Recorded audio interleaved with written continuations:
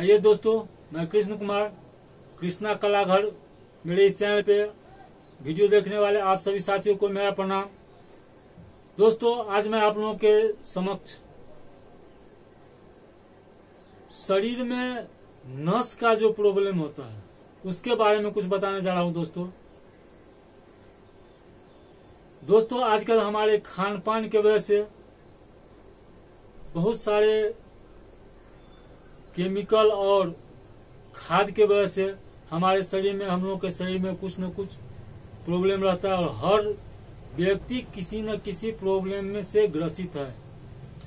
तो दोस्तों आज मैं आपको ब्लड सर्कुलेशन जो होता है और उसमें प्रॉब्लम हो जाने की वजह से नस जाम हो जाता है, कहीं न कहीं नस जाम हो जाता है और इस वजह से बहुत सारे प्रॉब्लम उत्पन्न होता है। दोस्तों तो आज मैं आप लोगों को कुछ घरेलू नुस्खा बताने जा रहा हूँ।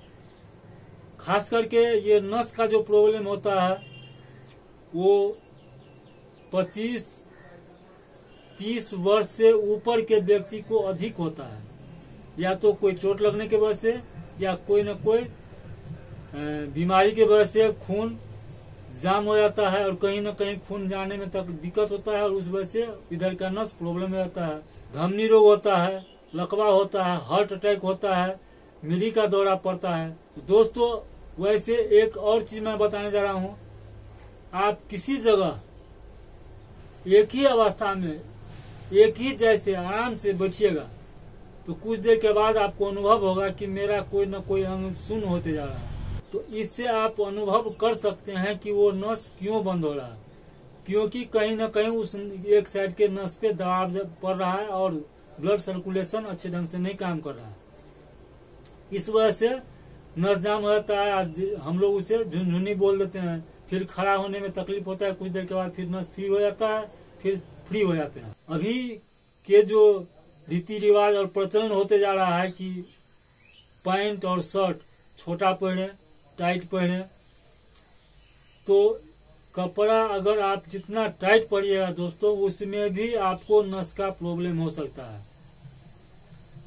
तो प्रयास रखें कि कपड़ा टाइट न पहने।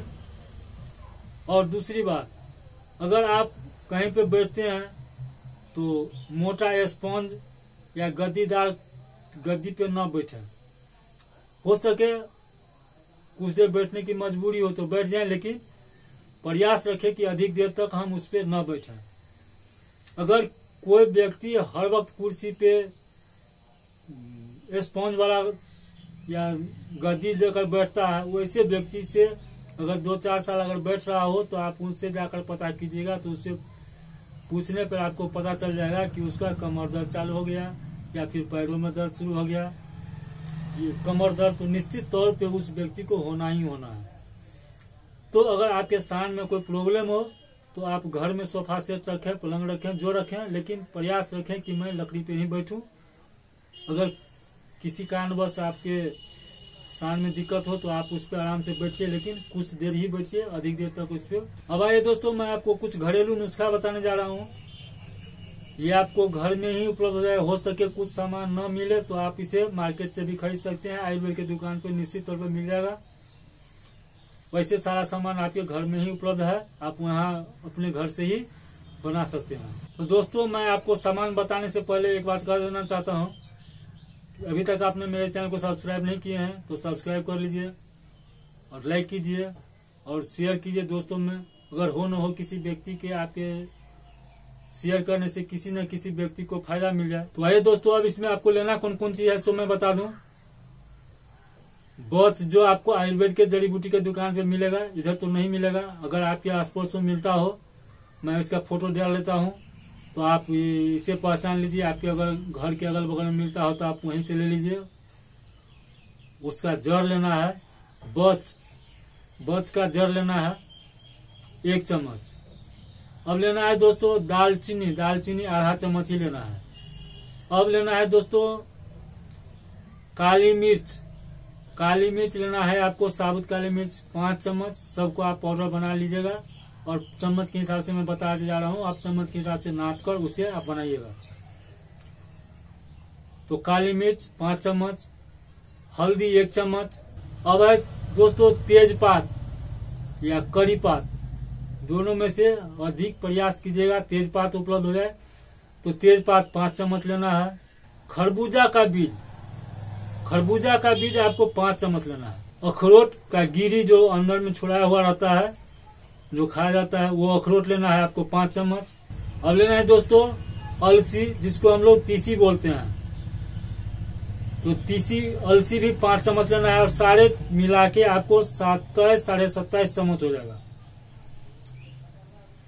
तो सबका मिश्रण आप पाउडर को बना करके मिश्रण कर लीजिए और 1 चम्मच सुबह 1 चम्मच शाम सुसुम पानी के साथ खाली पेट। दोस्तों खाने के आधा घंटा या 1 घंटा प्रयास कीजिए, 1 घंटा तक हम कुछ न खाएं, 1 घंटा तक हम खाली पेट रहें और 1 घंटा तक खाली पेट रहने के बाद इसका आप सेवन करें। दोस्तों मैंने इसका मात्रा तो बता ही दिया हूं, लेकिन प्रयास कीजिए कि आप आयुर्वेद दुकान पे आयुर्वेद डॉक्टर से संपर्क जरूर कर लें, क्योंकि हो सकता है उसके शरीर का वजन कम हो, उसके शरीर में कितनी कमजोरी है उसके हिसाब से, और डॉक्टर साहब या तो बढ़ा दे या घटा दे, तो ये भी आप संपर्क कर लीजिएगा और इसका प्रयोग कीजिए। बहुत आराम होगा दोस्तों और बहुत फायदा करेगा।